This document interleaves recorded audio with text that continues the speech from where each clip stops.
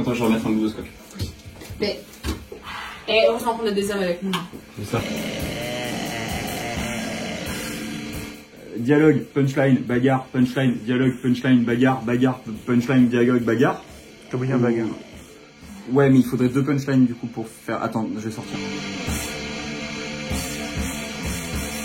Bonjour et bienvenue dans ce 5e épisode d'Analytics, l'émission sans décor fixe, qui là est fixe, mais il va bientôt redevenir plus fixe, on vous le promet.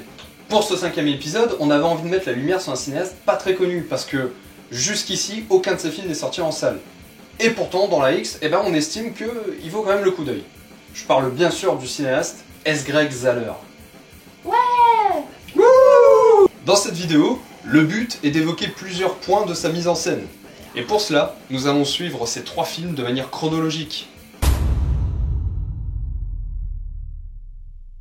Sorti en 2015 avec Kurt Russell, Patrick Wilson et Matthew Fox, Bone Tomahawk est un western qui nous raconte le périple d'un shérif organisant une expédition afin d'aller sauver une femme kidnappée par des Indiens.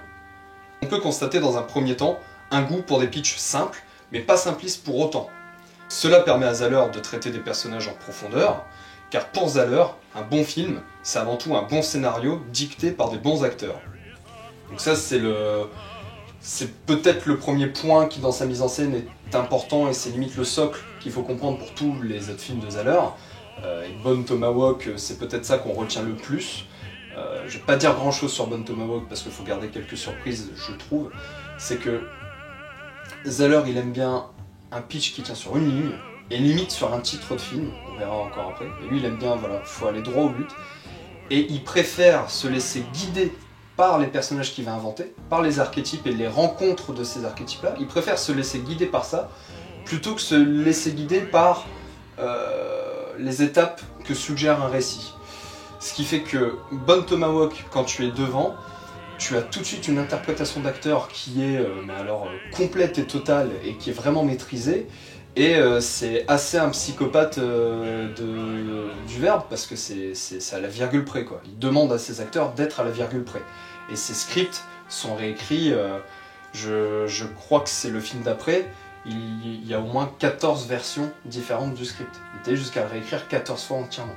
Sachant pour l'instant que tu parles du synopsis ou que tu parles de la manière dont ce récit est fait, tu pourrais parler de La prisonnière du désert de John Ford. La mise en scène est ici uniquement pour appuyer ses matériaux de base, à savoir l'interprétation des acteurs. Il privilégie donc les plans larges, la construction des cadres et de la lumière, et la rythmique du montage, afin de laisser une place totale à ses acteurs. Au risque de frustrer les fans du film, je ne vais pas pousser l'analyse plus loin, car Bone Tomahawk est un film surprenant, non pas en termes de twist ou d'écriture, mais bien plus dans sa représentation de la violence. Je préfère donc laisser la surprise à ceux qui visionnent ma vidéo et qui n'ont pas encore vu le film. Pour ceux qui connaissent déjà le film, vous savez où je veux en venir. Et il a un rapport à la musique qui est intéressant, donc dans Bone Tomahawk, c'est pas tout à fait le cas, parce que c'est un western et sa musique elle est vraiment très secondaire. La musique prendra une place plus importante dans les films d'après. En tout cas voilà, faut savoir que Zahler compose les musiques de ses films. Attends, je vais remettre un bout de scotch.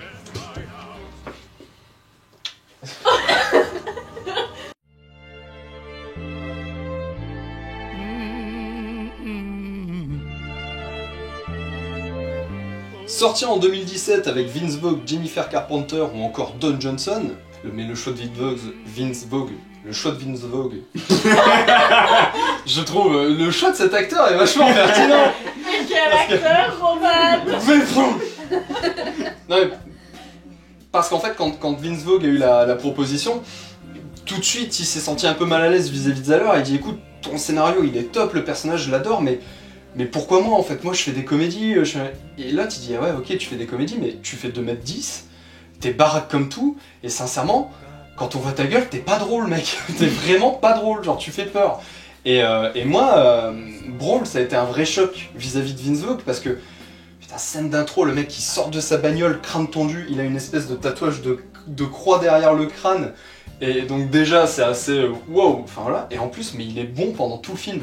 C'est-à-dire que tout le film il joue cette espèce d'armoire à glace, mais qui joue pas les gros bras. Il va jamais jouer sur l'intimidation. Tu sens qu'il faut pas le faire chier quoi. Il va lever un sourcil et t'es en mode oh putain. On retrouve ici chez Zahler son goût pour les pitchs simples. Vince Vaughn va se retrouver en prison, sa petite amie va être kidnappée par des bandits, et il se doit d'aller tuer quelqu'un dans le bloc 99, à savoir le bloc de haute sécurité. Donc, une escalade vers la violence va devoir se faire afin d'atteindre ce bloc pour tuer la personne, pour pouvoir sauver sa petite amie. Là où dans n'importe quelle autre production hollywoodienne traditionnelle, le script doctor aurait souhaité le début de l'intrigue à 30 minutes de film, ici, Zahler prend le temps de nous installer l'intrigue au bout d'1 heure de film. Ce qui est super intéressant avec Brawl, c'est que ce que je viens de dire là, le pitch, commence vraiment, le film dure 2 heures, ça commence au bout d'1 heure. Donc il y a quoi l'heure d'avant? Et en fait, l'heure d'avant, il t'installe une réalité sociale à son personnage, comment il s'est fait virer de son taf, comment il n'arrive pas à avoir d'enfant avec sa femme, il y a tout ça qui est installé. Ce qui fait que d'abord, t'as une réalité sociale qui fait que t'es attaché à eux. Ce qui fait que quand il arrive en prison, de base, t'as mal au bide. Et après, quand l'intrigue arrive, bah... c'est pas seulement punchline bagarre, c'est que c'est une vraie descente aux enfers pour sauver l'être aimé. Oui, parce que c'est la méthode Zack Snyder. Enfin, la méthode Zack Snyder à Hollywood, c'est page 12, il faut qu'il y ait l'élément qui fait sortir le personnage de sa zone de confort. Et bah, alors ça, c'est typiquement le genre de truc qu'il fout hors de lui, Zahler. Lui, il fait pas du tout ça. Car Brawl est un récit mythologique d'un homme devant plonger dans les enfers pour sauver la femme qu'il aime. À présent, parlons de la musique.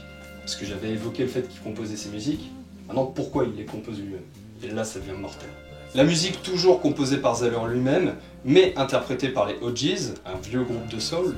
Dans ces films dont l'intrigue est contemporaine à notre époque, la musique est toujours intradigétique. Donc, dans le film, c'est-à-dire les personnages entendent la musique. Et surtout, les paroles nous narrent les enjeux profonds psychologiques des personnages. En gros, ça crée une ironie dramatique géniale, parce que tu te retrouves dans une séquence où les persos sont en bagnole, ils écoutent une musique, ils réfléchissent à la situation, et si toi t'es attentif à la scène, t'as envie de dire augmente le son augmente le son, connard, t'as la solution en fait. Et à présent, la mise en scène, bah va y avoir de la bagarre. Et pourtant, pas de montage épileptique, pas d'effets brutaux, juste le cut au bon moment, car on garde l'efficacité du tempo de la scène. Et ça aussi, c'est... Brawl, ça m'a convaincu que Bone Tomahawk, c'était pas juste un effet de style. Si tu regardes les films dans la chronologie, Bone Tomahawk, tu peux voir un mec intéressant. Avec Brawl, j'ai dit non, en fait, j'ai un mec qui sait ce qu'il fait et qui travaille son style. Parce qu'il aurait pu tomber dans des facilités qu'il y a aujourd'hui d'un point de vue stylistique, c'est-à-dire, bon, bah, les scènes de bagarre, ça va être caméra à épaule pour donner l'impression que c'est encore plus violent. Il reste sur ses plans larges parce qu'il sait que c'est pertinent de le faire, et juste il dit ah, là je cut, là je fais un cut. Et le cut, mais il fait mal. Mais à présent, on va parler de traîner sur le bitume. Voilà. Ouais. Et enfin, selon moi, le chef-d'œuvre de Zahler, sorti en 2018 avec à nouveau Vince Vaughn, mais cette fois Mel Gibson, et à nouveau Jennifer Carpenter, Don Johnson, l'histoire de 2 flics mis à niveau qui vont basculer du côté du crime afin d'arrondir les fins de mois difficiles. Ici, on retrouve tout ce que j'ai pu citer auparavant, mais cette fois-ci, la lumière est 1000 fois plus belle, le rythme est simplement parfait, et surtout, la narration est beaucoup moins linéaire, car il se permet de placer 3 intrigues différentes qui viennent se rejoindre progressivement. Autrement dit, on ne sait pas où on va, mais on n'est jamais perdu. Vraiment, les intrigues non linéaires, je peux avoir du mal. J'ai pas systématiquement du mal, mais je suis, on va dire, assez exigeante, dans le sens où j'ai besoin, moi, de savoir où je vais dans une fiction, de manière générale. De savoir ce qu'on fait, genre là ok on parle de ça, pourquoi on en parle, est-ce que ça va avoir un impact ou pas, je veux dire je peux être très vite perdue, c'est peut-être un problème, mais là le fait est qu'on... Je suis pas perdue parce qu'en fait comme c'est les personnages que tu suis, c'est pas une sorte de labyrinthe que tu essayes de recomposer, finalement le fait que les intrigues se rejoignent, elles auraient pu ne pas se rejoindre en fait, ou elles auraient pu se rejoindre différemment.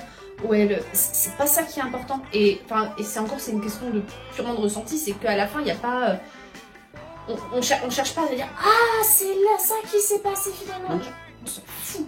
Ah oui, il a pas d'effet de style narratif à la con, quoi. La musique toujours utilisée comme ironie dramatique, mais cette fois-ci aussi comme révélatrice de ce que sont profondément les personnages.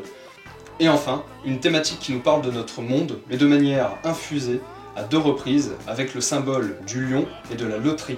S. Greg Zahler est un cinéaste profondément intéressant, avec des méthodes d'écriture et une gestion de ses acteurs propres à lui.